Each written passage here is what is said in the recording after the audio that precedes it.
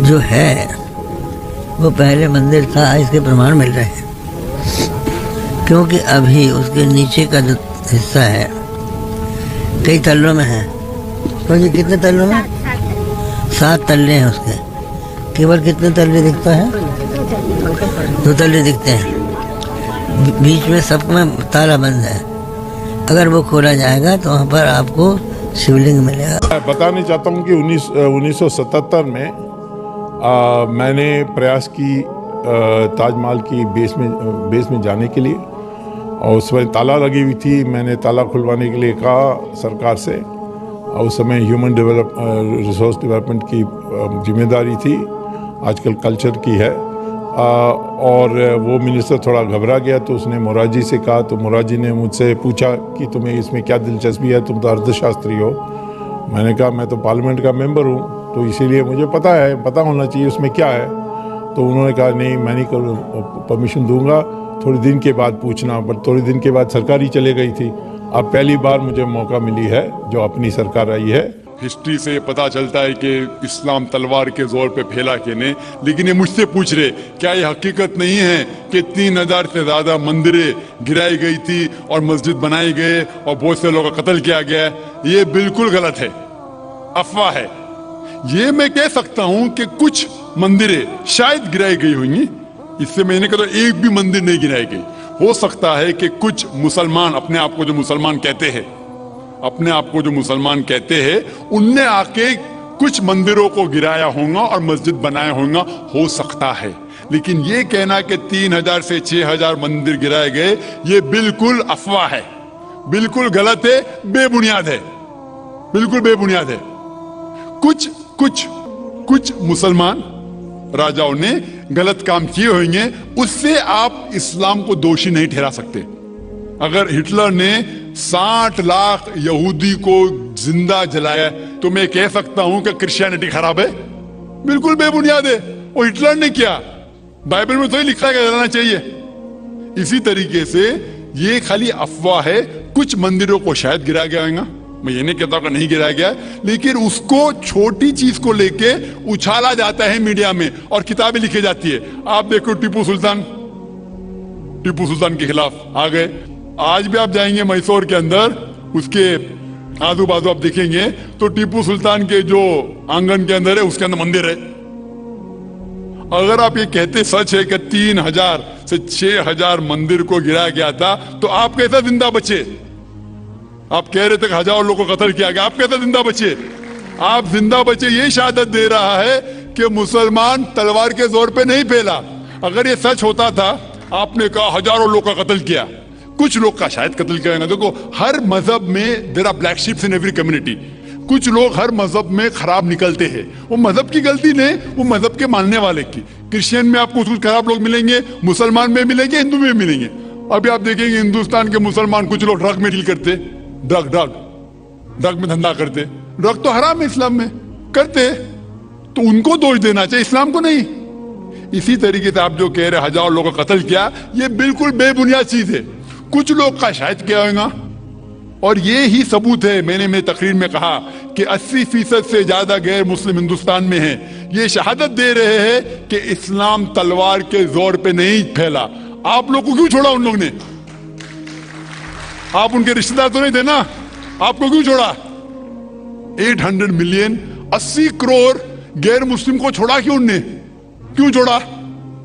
अगर दमी था हुकूमत की 1000 साल, सब लोग को मुस्लिम बनाते थे। इससे यह जाहिर होता है कि इस्लाम तलवार के बलबूते पे नहीं फैला।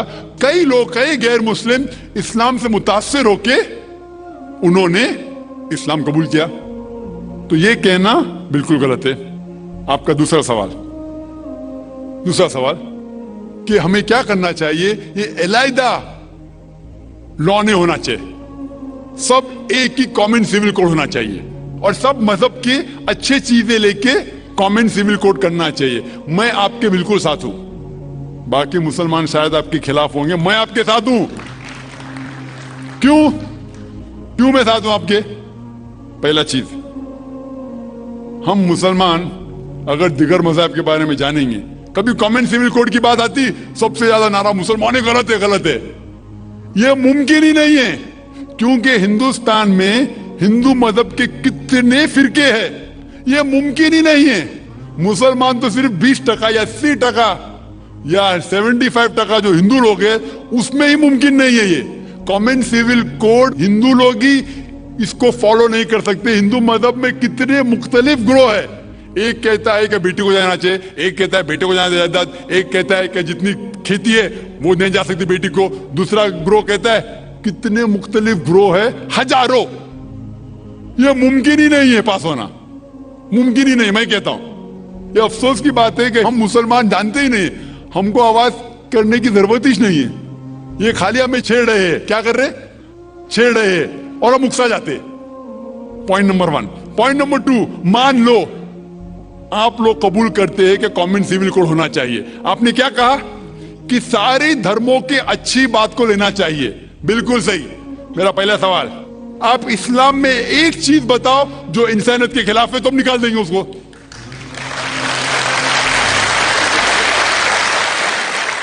आपका ये कहना बिल्कुल सही है कि बाकी मज़ाहिब की अच्छी चीजें जो है, मिसाल के तौर पे मैंने तकरीर की similarities between Hinduism and Islam, तो जो अच्छी चीज है हिंदुइज्म की मैं ले चुका हूं। Similarities between Christianity and Islam, जो अच्छी चीज है इसे में ले चुका हूं।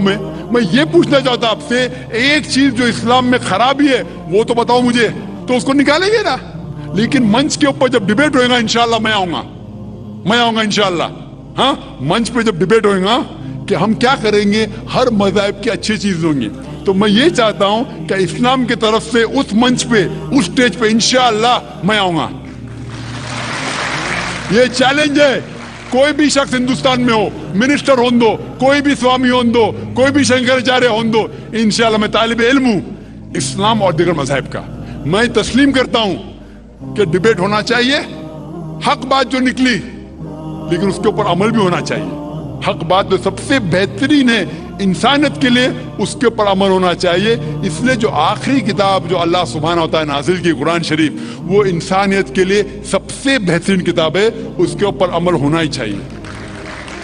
आपका तीसरा सवाल, क्या ये हिंदू जो है इनहेरिटेंस के अंदर, ये इनहेरिटेंस जो होता है इस्लाम के अंदर 1/3 हिस्सा, 1/3 हिस्सा हम विल में दे सकते, देना जरूरी नहीं है, दे सकते हैं।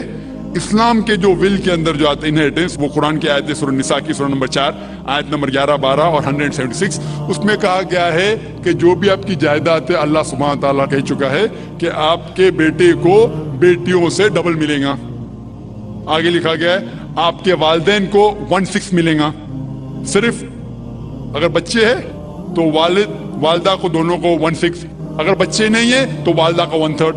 आगे बढ़ती आयत नंबर 12 पे लिखा है कि आपकी बीवियां जो आपके लिए छोड़ेंगी, अगर बच्चे नहीं आपको आधा मिलेगा, बच्चे हैं तो 1/4 मिलेगा। आप जो आपके बीवियां के लिए छोड़ते हैं, बच्चे नहीं तो उनको मिलेगा 1/4, 1/4, बच्चे हैं तो 1/8, 1/8।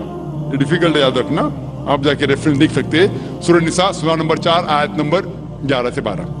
और इसके बाद अगर आप किसको विल करना चाहते हैं अपनी जायदाद, मैक्सिमम 1/3, लेकिन ये विल जो करेंगे आप, ये इन लोगों में से नहीं होना चाहिए। आप नहीं कह सकते कि मैं मेरे बेटे से ज्यादा मोहब्बत करता हूं, बड़े बेटे से, इसलिए उसको ज्यादा दूंगा, ये बिल्कुल गलत है। लेकिन जो ये दायरे में नहीं आते हैं इनहेरिटेंस के, उनको आप 1/3 हिस्सा दे सकते हैं। आप कहते हैं आपको ये चीज बहुत पसंद है, आप भी करना चाहते हैं, आपको कौन रोक रहा है? इंडियन गवर्नमेंट के हिसाब से आप अगर विल करेंगे, क्या मैं मेरा 1/3 हिस्सा देना चाहता हूं, कोई भी रोक ले सकता हूं, मैं भी नहीं ना मिनिस्टर भी नहीं। और पूरा अगर फॉलो करना चाहते सच्चा धर्म, आप इस्लाम कबूल कर सकते, हम आपको वेलकम करते। वाखिर दावाना अल्हम्दुलिल्लाह रब्बिल आलमीन।